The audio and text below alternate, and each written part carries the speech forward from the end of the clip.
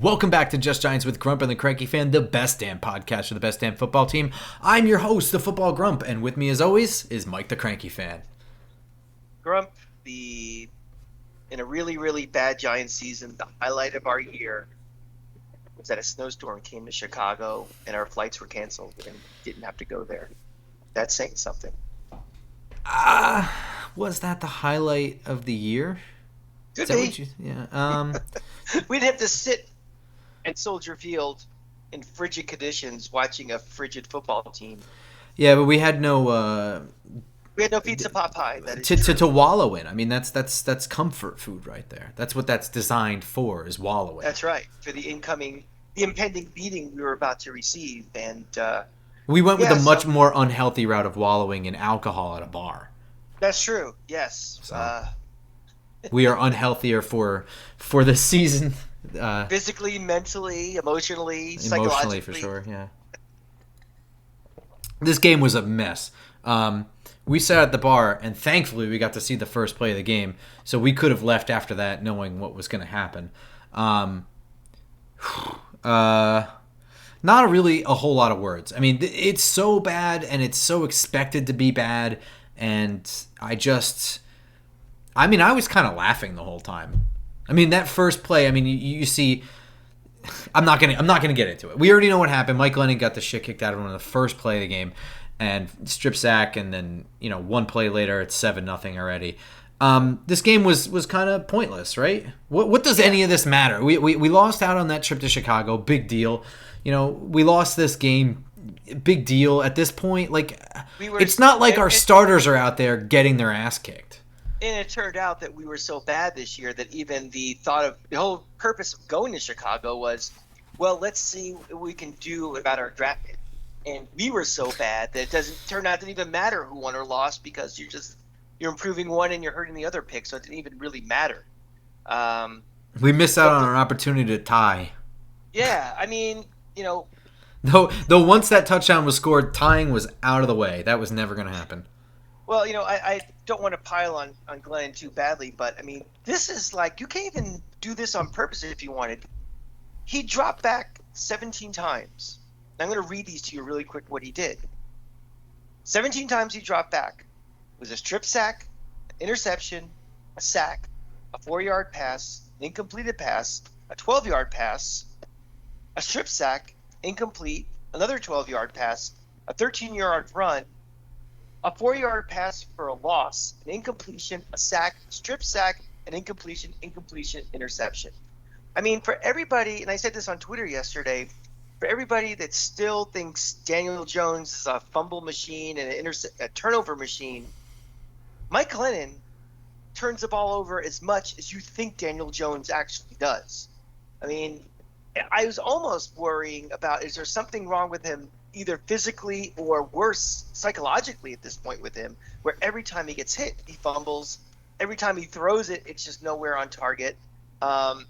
We have just learned this afternoon that he is going in for surgery on his non-throwing wrist and will be out for the year, which mercifully for him, he has to play the last game of the year. But, and now it's completely moot. But it's really sad what happened, because he's not this bad.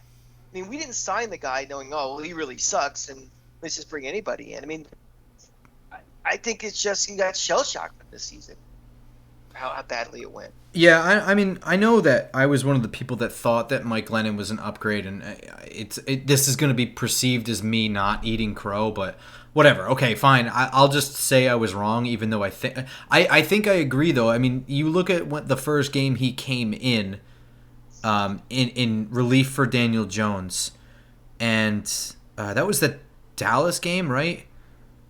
Wasn't that the game he just got, halfway through the game, he just got clocked?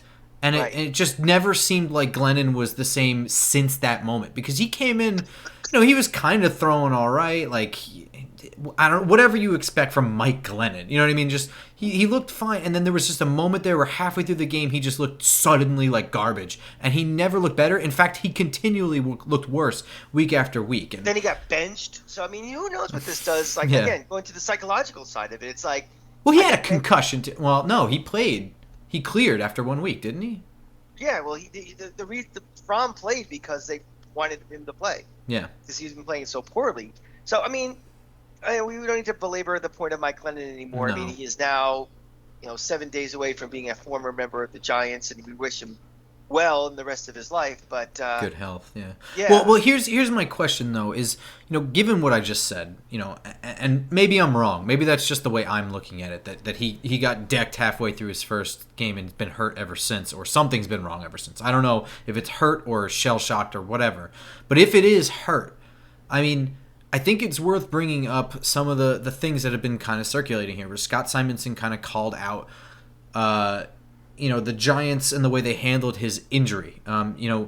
He gets into a thing about like being released and an injury settlement and knowing that the diagnosis was worse than it actually was. And I'm not really going to talk about that for this. What I am going to talk about is just simply being misdiagnosed. And I understand that happens, but I mean, he's still kind of dealing with issues with his ankle 2 years later because of the way the injury was handled from the get-go. So, I mean, the other stuff aside, I mean, look at this. I mean, if Mike Glennon got hurt at that point and has been kind of playing hurt ever since, every single injury Daniel Jones has had since he's been here has been weird. Has been murky diagnosis, murky timelines, a lot of question marks. I mean, everything. Every time he got hurt, sometimes he came back sooner than we thought, but he cleared and, whatever, and then he had to go out again. He hurt his hamstring in that game, and that was kind of weird, the diagnosis, and, even the concussion was kind of weird this year, and certainly the neck in 5 weeks ago or whatever. That's all been weird, and it calls into question Ronnie Barnes, who's been here since 1981.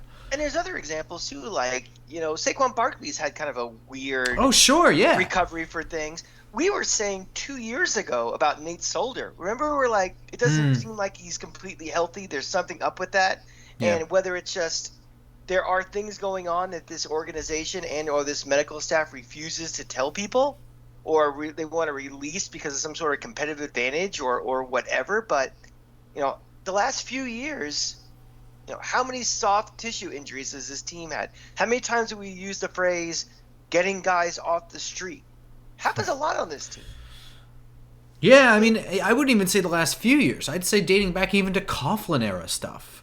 We've had issues with being the most injured team in the league. And I don't like using excuses. So I'm not talking about the results of those seasons. I'm simply talking about that's a problem that I think needs correcting. There has to be a pattern that you are continually, there has to be a cause and effect relationship. It cannot just be random chance that for over 10 years you're in the top 10 in the league for injuries. That can't just be random coincidence. And we have an athletic trainer here that's been here for like 40 years. Yeah.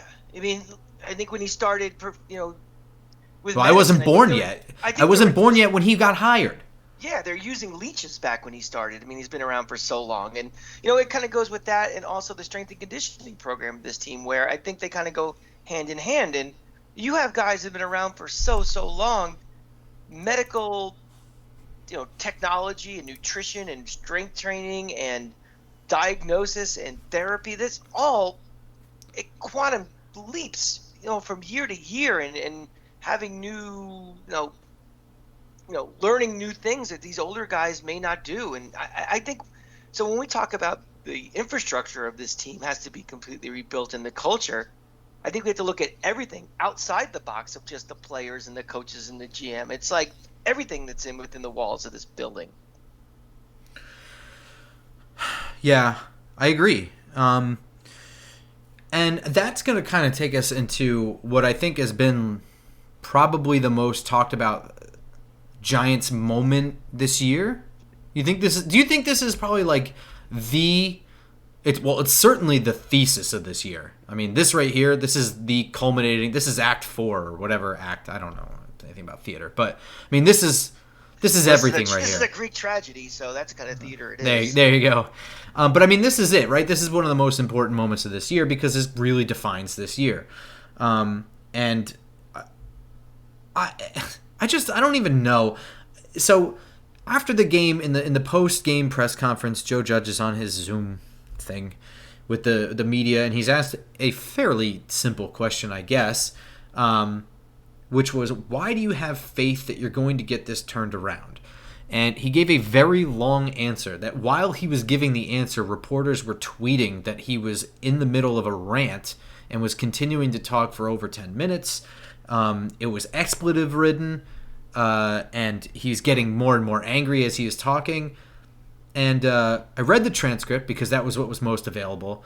I didn't hear it until today, and I didn't really offer my take on his rant at all until I heard it, just because I wanted to hear the way he said it. Now, this is really just my opinion, so I am basing this only on how I feel. So I am perfectly fine if you don't agree with me, but my entirely conjectural opinion is that this didn't feel nearly as angry as it reads when you read it, or the way that it was reported to us was being delivered. I don't think that it was angry. I do feel like it was impassioned. At one point, he started ramping up when he was talking about the culture in the building. He started getting a little bit more indignant, and he was ramping up. A couple curse words flew in there, mostly like hell. Yeah, but it wasn't that serious. That's like a movie in 1982 was rated R because they said the word shit. Yeah, it really wasn't. Today would be lucky to be a PG movie, but back then, so expletive written, it was not. It really wasn't that serious. But what it did feel like to me was rehearsed. And what I don't mean, because everyone seems to have this opinion that he's talking to these people. This is a big message to his bosses. And I sort of agree. But when I say rehearsed, what I mean is this conversation, it's already happened. He's already had this exact conversation. He's already given these answers for himself. And, it's a discussion I think he's had with both of his bosses, Steve Tisch and John Mara, and I don't think Dave Gettleman. And I think the conclusion of that conversation was he is returning. And he said a lot of things in here that were interesting. We can kind of go through it a little bit there. There's a couple things that I think are worth picking out and dissecting. But at the end of the day, when I heard this, to me, it sounded like a guy that has a 90% chance of returning or more. That's how I felt. And I definitely agree with you, and here's why I think so. So I always say this on this show and on Twitter. There is no one individual game or one individual play or one individual series that ownership or a general manager or a head coach or anybody says, okay, I've made my decision because of that. You look at the entire body of work. And I think, the way this season has transpired over the last couple of weeks with all the injuries and everything, and no, that's not an excuse. That is a fact. Just look at who's available to play, at the most important positions. It doesn't really matter what happens in week 16, 17, and 18. The decision has been made to bring him back or not. And I completely agree with you. That speech was not – first of all, when I first was reading the tweets, I was expecting to see something like the old Denny Green. That's what I thought, yeah. The post-game thing, like he was just like screaming and yelling and knocking things over and all that. Wasn't that at all. I expected to hear rambling. Didn't hear rambling. I mean, it went on. No, it felt organized. It felt like it just went on a little far too long for a press conference thing, but it felt like it should have been a speech that should have been given after week 17 or week 18 now, like your State of the Union address as we're leaving. The last game of the season, what have you learned? Why should we be doing this? It was an interesting question to ask this week. But I completely agree with you. I think this speech was not meant to save his job like a lot of people are reporting. I definitely think that these conversations have already happened with ownership.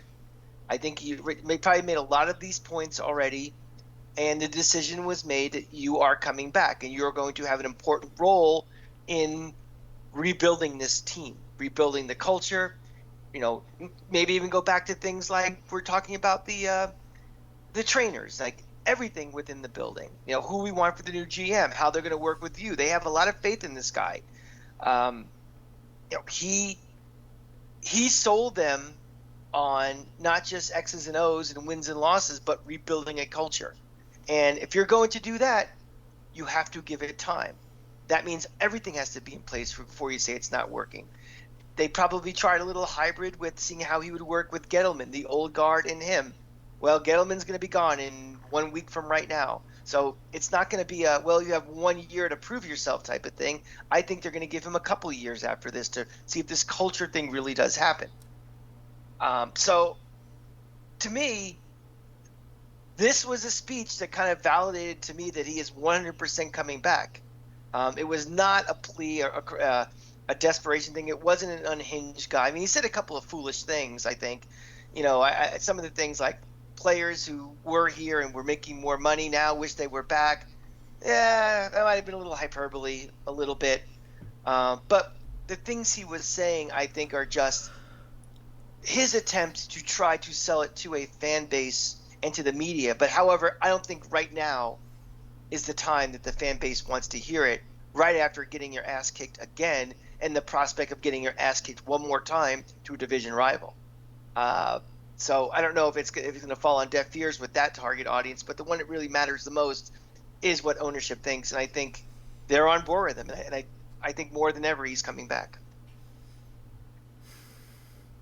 My only thought is, before we launch into some line-by-line things here, my only thought is, I think he's back, barring some kind of, obviously there's a caveat there. Like, if word comes out halfway through the summer that you beat some guy up and there's security video, any kind of PR disaster. Yeah. Right, of course. Naturally. Right. But what I'm saying, John Bruno be fired. I mean, exactly. Out of left field.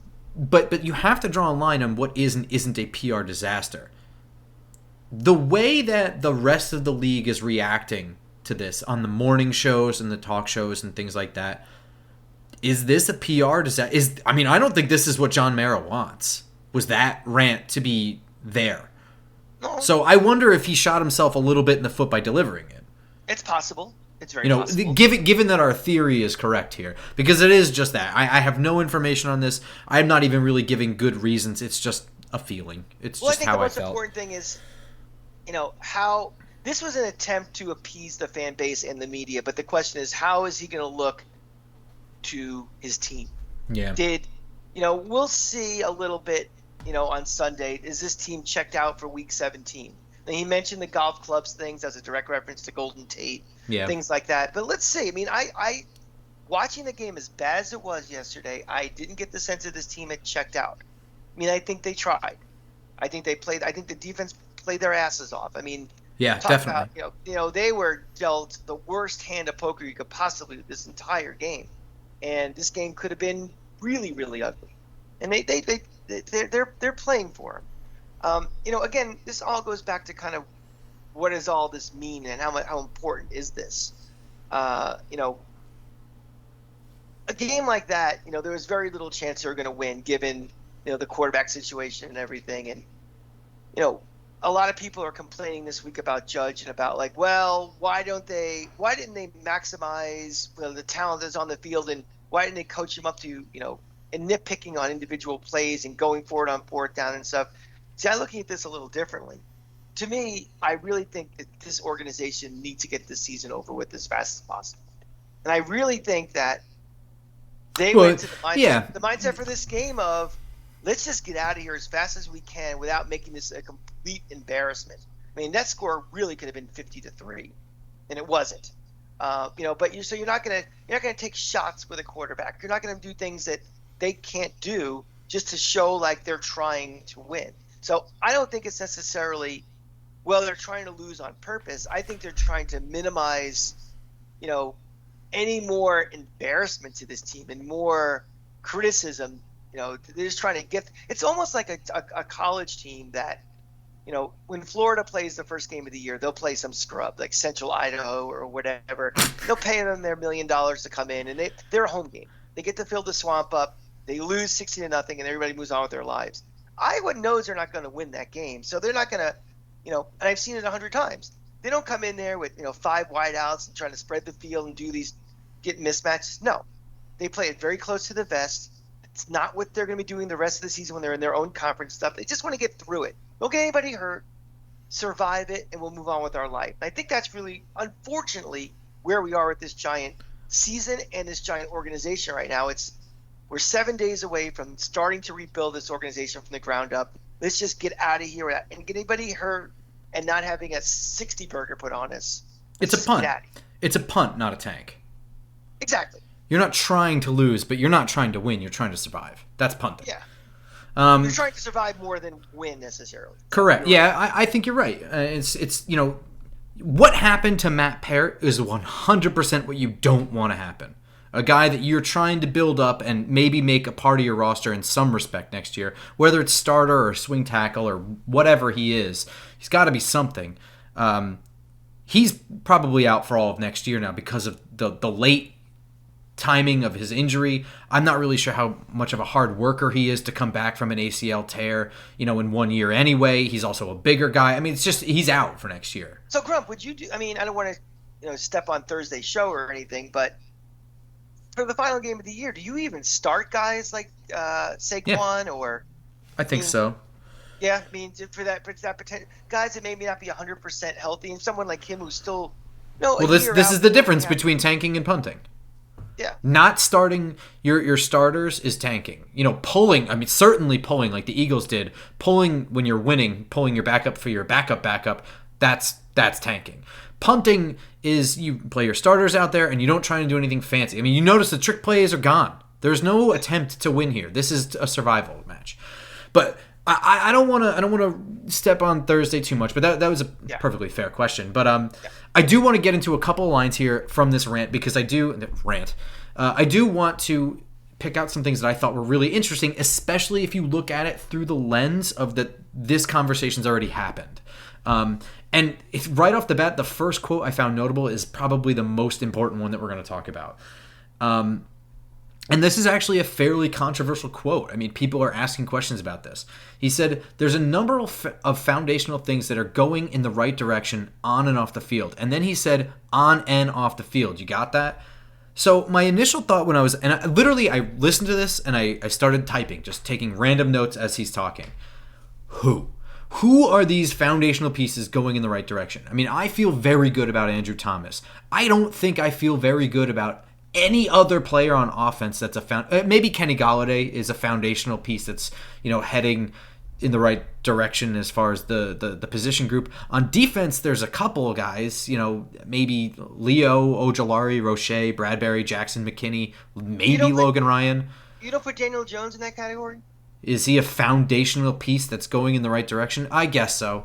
I would say this year, the things that he improved on individually with his pocket movement and continuing to keep the turnovers cut down. Those things, I would say he's probably going in the right direction. Fine. But then when I started thinking about off the field and what that even means, what are the foundational things going on off the field? I mean, it could be culture things, right? Like not the golf clubs and that thing.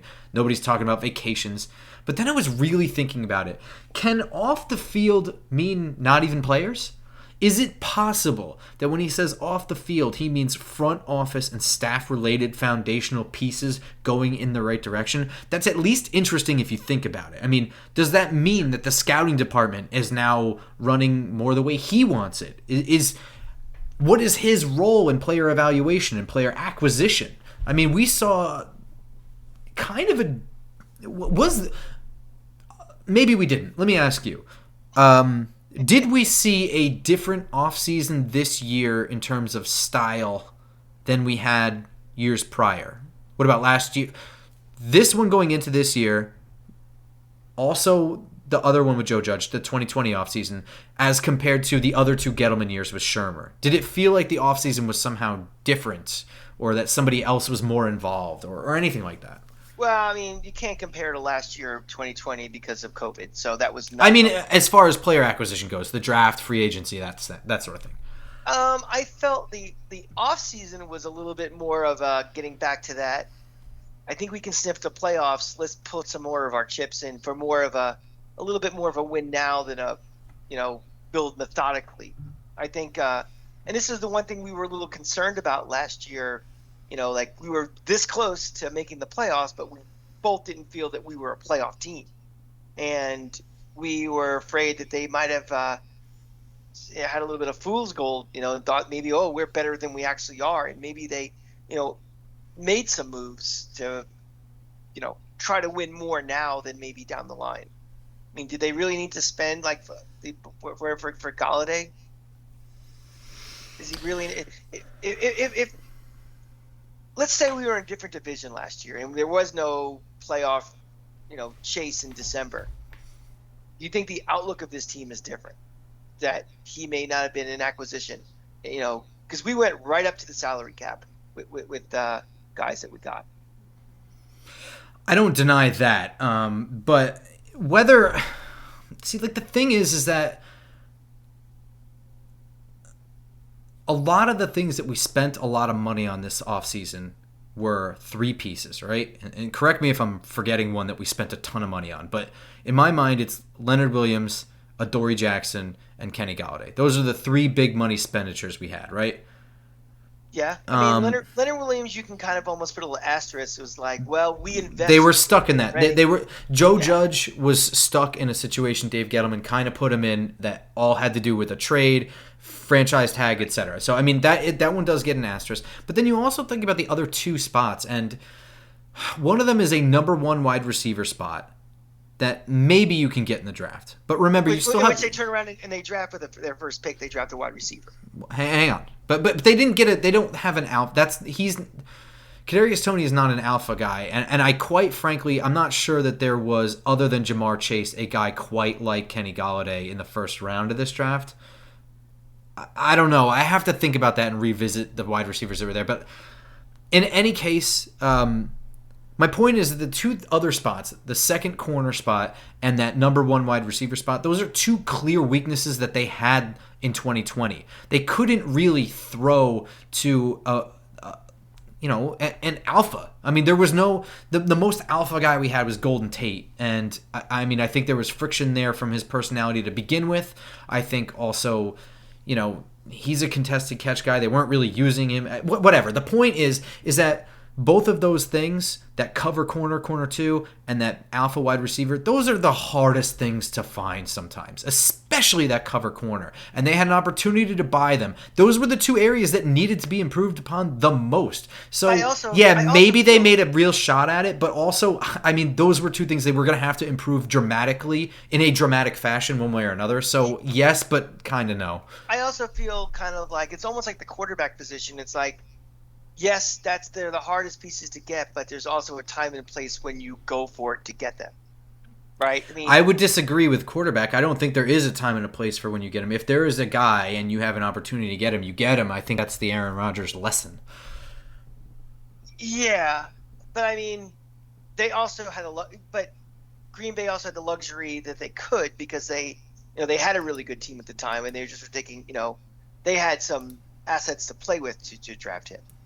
My point being, it's like, that's going to go back to the argument of, do you draft a quarterback this year with our two picks, or do you trade for Russell Wilson? It's like, do you need that guy right now with all the other things you need to? Well, yeah. If you're talking about if you're talking about like spending capital to obtain like a veteran quarterback, whether it's trade money for a free agency or draft capital or all that stuff, then I understand what you're saying. That's my point. There is definitely a time and a place for that. That is without question. And that receiver, that wide receiver one, I think it fits in that category as well. It's like, at some point when you're ready to make that jump to become a serious pretender, you go out and you get him. But right now, I mean, other holes that need to be filled first. But okay, but here's my other thing though.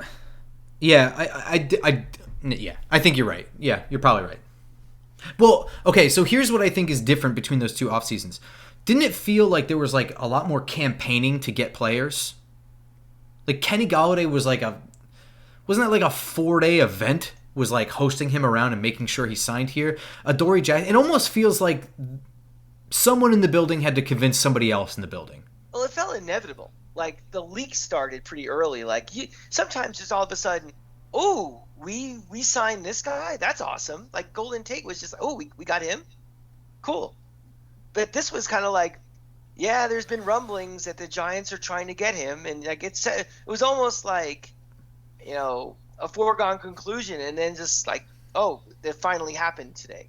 Yeah. That's what I mean. It was kind of like, I don't know if they were plants in the media out there or something, or leaks or whatever, but it definitely seemed like that was a target. There was a dance going on between the two, and then ultimately it happened. I don't know. I guess my hypothesis is that I think that Joe Judge has slowly, at least to Mara, earned more and more responsibility. And I think I'm guessing, completely guessing, that when he's saying off the field, he's also indicating that some things in this organization are changing in the way that he wants them to go, and that's what he means by the right way. I think that the scouting department, or at least it's possible. I don't know. I'm trying my best here with this.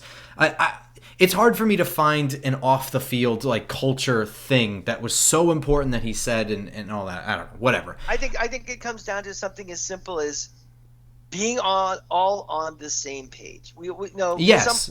At some point it will come out whether Gettleman and Judge got along or didn't get along or whatever. But they've made the decision, and I think again this press conference is more evidence of that they are all in with Joe Judge. Joe Judge is going to be the straw that stirs the drink for this franchise. I think you're right. They're going to get a general manager that is aligned with the principles of the head coach. And to be very honest, I don't think that's necessarily a bad thing. If you believe, no, I mean that's a fundamentally good thing, is getting those two things on the same page. If you believe in your head coach that much, and from the big concept things first, the X's and O's and what happens on the field will come secondly, then you revolve around him. It's not just the GM. People make the GM out to be more important than it actually is. I think everybody thinks, well, we got to be on the GM schedule so he can pick his head coach. The guys who make more money in this league are the head coaches, the really good ones, than the general managers do. They're the ones that are more in demand. They're the ones who, are in commercials. They're the ones who people know what their names are. Quite frankly, those are the ones who get up behind the microphone every week. Exactly. So they end up representing your franchise more than your GM. Right. So the $1 million question is with the Maras, are they hitching their wagon to the right guy? Well, that's the question. A guy right? who doesn't have the track record as bringing in, I'm not even going to say Belichick or Parcells. Those are one in a million guys. I mean, bringing in someone like I don't know who's Andy Reid, for example. If you bring in Andy Reid, he has that kind of clout where the universe revolves around him in an organization. Joe Judge hasn't earned that yet, and he's still in his first go around of building culture. And this culture now, we're going on year 3 of this culture building. He's building foundation. He's brick by brick, and I hate to say that old Tennessee reference, but at some point, you can build culture all you want. We have to start seeing things on the field too.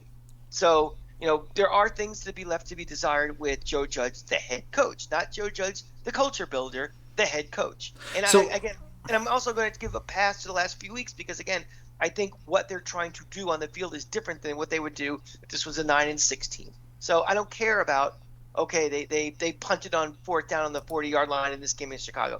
Not the same as real life in a real situation. I do want to talk about culture because that was when he started. That's the only time I think you can really start calling this a rant, because to me it sounded like he was just talking and perhaps being a little bit rambly, but when he started getting culture is when he started getting slightly fired up.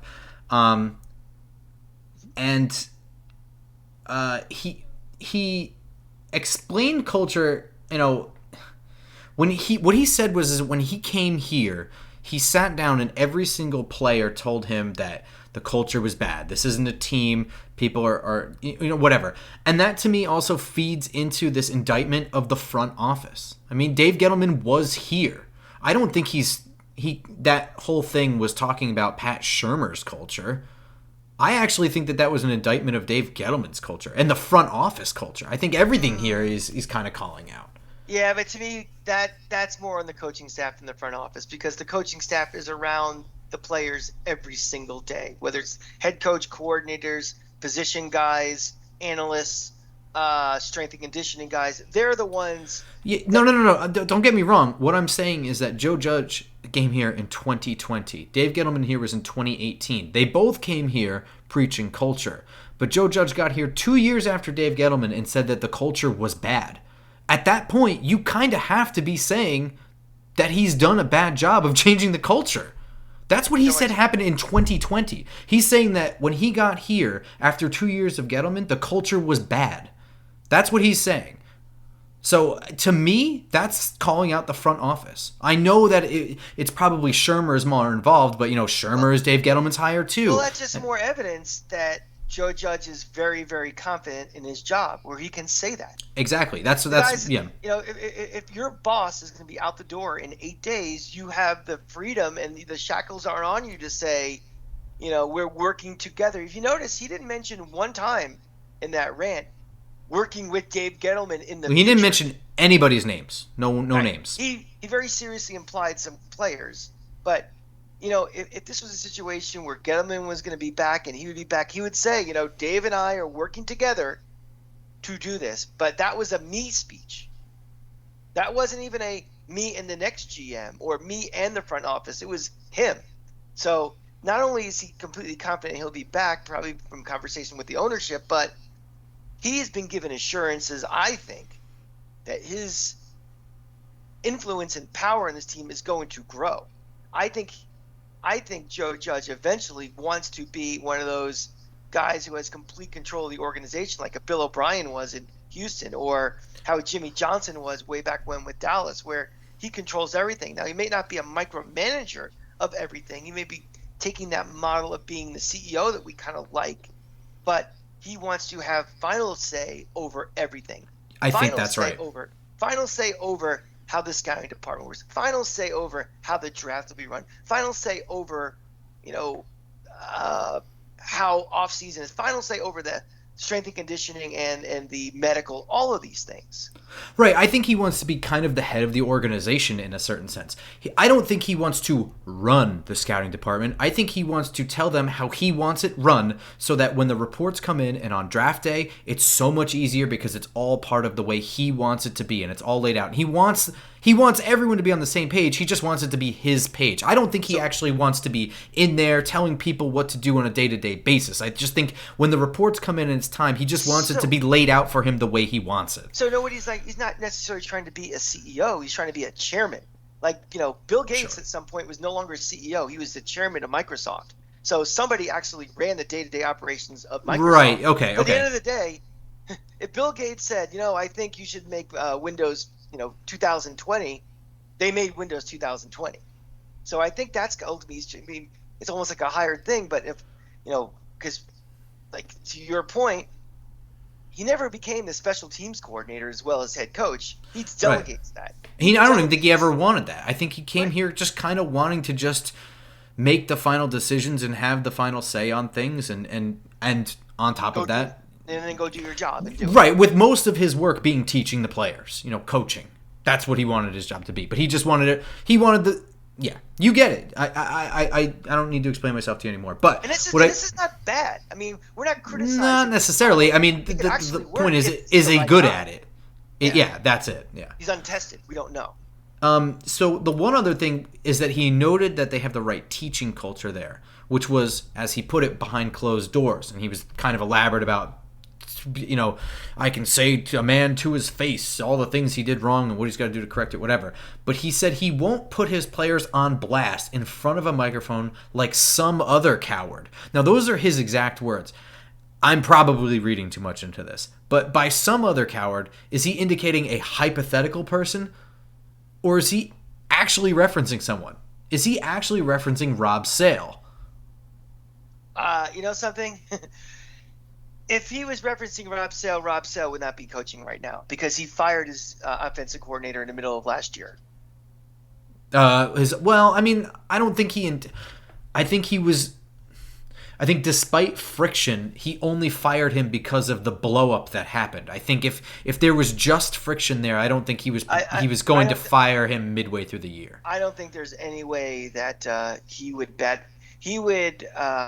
subtweet a current member of his team, coach, player, even Gettleman or something. That's probably the worst way to develop culture, is to do something like Well, that. I mean, I guess my question was going to be off of that. If it was, is it possible that he had friction with Sale after he agreed to go to UF? Maybe he's not working that hard at that point, because we know that deal happened a while ago. He'd It fire was him. not. I mean, maybe he should, but I don't know Remember, what to tell you. Is it possible? Is what I'm saying. He's a guy from the Belichick tree, which is very similar to the Saban tree, and they fire guys if they're not working out, no matter when it is. I really don't think so. I don't think that if you're trying to build culture, you cut out the cancer immediately. If there's a problem with that, I don't think he'd be here. Well, anymore. do you think it's actually possible that he's calling out someone from last year? Is he calling out Mark Colombo? That's very possible. I mean, I'm trying to remember. Is Colombo one of the ones that specifically said something about Andrew Thomas in the midst of it? Because I know there was that whole thing at the beginning of the year about Andrew Thomas and his technique, and he's doing this wrong. And then, Joe Judge got in there and he changed the way he was doing it. And then there was that whole fight because, weeks of him correcting his own coach and the way I just don't remember if Mark Colombo is one of the guys that called out Andrew Thomas publicly. Well, there was also something. Who was it? Minnesota coach yesterday ripped. Somebody asked him a question. Yeah, somebody asked Zimmer about, do you want to see that quarterback play again? He said, hopefully not. Oh, when they asked about Mond? Yeah. And he just said no. I like Mike Zimmer personally. Not, I think it was his quote. So maybe that's what he was thinking of, like a hypothetical, that's kind of a dicky thing to say by a head coach. So who knows what he was saying. We do know in the rest of the press conference, he did make references, unnamed but very obvious he was talking about, references to players from last year and current players on the roster in situations. So I don't think he made up a straw man to prove his arguments. I think he actually did. Look, I just think I don't think he was ready in that very second to give that answer, and I think because he had that conversation previously and made up those same points. It's kind of like how we prepare for this show. You may have in your head what you want to say. You don't know exactly when you're going to actually insert it into there, and you might just go longer than you thought and just repeat yourself. You don't have the edit button when you're on a thing like that either. So I think that if he had his chance, he probably wished he didn't go on for so long. I think a lot of people were more about how long people just take long to equal rambling.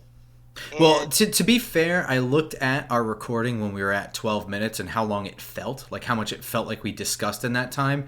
It was a pretty lengthy period of time. I'll give them that much. That's a long time. I mean, people probably don't. I mean, you see me drinking water, but I really do get thirsty at the end of these podcasts. So to talk for 12 minutes straight, and the episodes that I've had to do without you, they're always shorter and they're always more exhausting. I mean, I could do an episode with you that's an hour with a half hour beforehand and a half hour afterwards that we're talking, and I feel fine. But those 30-minute ones by myself are brutal. We make fun of guys like Colin Cowherd, for being bozos, but those guys every day talk for 3 hours. Guys It's like insane, him, guys like Rush Limbaugh, guys like Sean Hannity.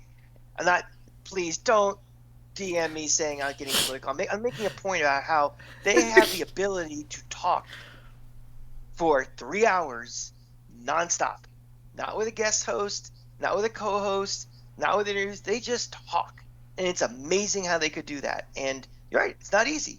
And I know something. You could tell he is passionate about all that stuff.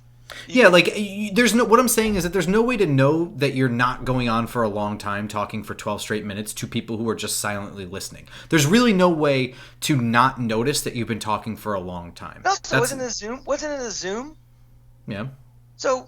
Oh, there's an actual timer. Yeah, you're right. There's a clock in the fucking corner. Also, not everybody was in the room with him. It's one thing if you're sitting at the podium and you're talking to people and they're in that little classroom kind of setting. When you're on Zoom, you're just talking to. I'm talking to you right now. I don't. It could be one person or it could be 100 people. It's not the same as talking to an audience. Yeah. I think the bottom line, the most important thing about this is, again, what does this all mean? Is this really that important in the grand scheme of things? Is this something people are just keeping we're just picking on the Giants now because it's been an embarrassing year, and It's easy to pile I on. think we're being nice. Yeah. No, I mean us. I mean. Oh. What became of this? And you pile on things. I mean, the Antonio Brown thing, because it's him, that's an even bigger story than if it was just Joe Blow who leaves the game and everything. So the Giants right now are a story. They are a disgrace. They're an embarrassment. And all these things just snowball out of control. Does it really mean – do you have any less confidence in Joe Judge to do what he can do based on that? No, I mean, my confidence in him is bad in-game decision-making. It's not actually any of the things that he went in there and tried to defend. I mean, or whatever it was he was doing. To be honest with you, all the talk about culture and stuff like that is not really even something that I blame him for if it's off. I mean, a lot of player acquisition I do put on the general manager, and the fact that he's only been here for 2 years, he can only control so much of the roster. So none of that shit was any of the stuff that I was really all that worried about. I mean, it's the in-game preparation stuff that I'm worried about, which was not to be found in really any of that conversation. Yeah. So that rant to me... Again, this to me, just to kind of surmise this episode, we're going to kind of end here. That rant to me really felt like a conversation, and we're going to be talking about it the entire offseason because it's going to be brought up whether Joe Judge is fired or retained, because I do think that there's references to the front office in this answer. I do think that there's at least one reference to the front office in this answer. And whether Joe Judge is fired or retained, or guys in the front office are fired or retained, we're going to be talking about the things that he says in here throughout the whole offseason. So, I don't know. It's more important than I want it to be. One final thing, I just thought of this now, that if he's making pointed references to the front office, do you think that increases the chance that they look outside the organization to bring in a GM? Because it sounds like if this was a conversation that already happened with ownership and we surmise that he got the vote of confidence and the freedom to actually say these things, if we want all – and we think that he was kind of calling out the front office, would it seem a little weird to keep somebody from the front office and elevate him to be above him? Yes. Or do you think that this is kind of a veiled reference that they are looking outside – the Kevin Abrams of the world to correct find someone new? Yeah, I think they are getting outside the box here. I think so too. I think this speech actually helps me feel more comfortable that they are going to do that than they did before. Yeah.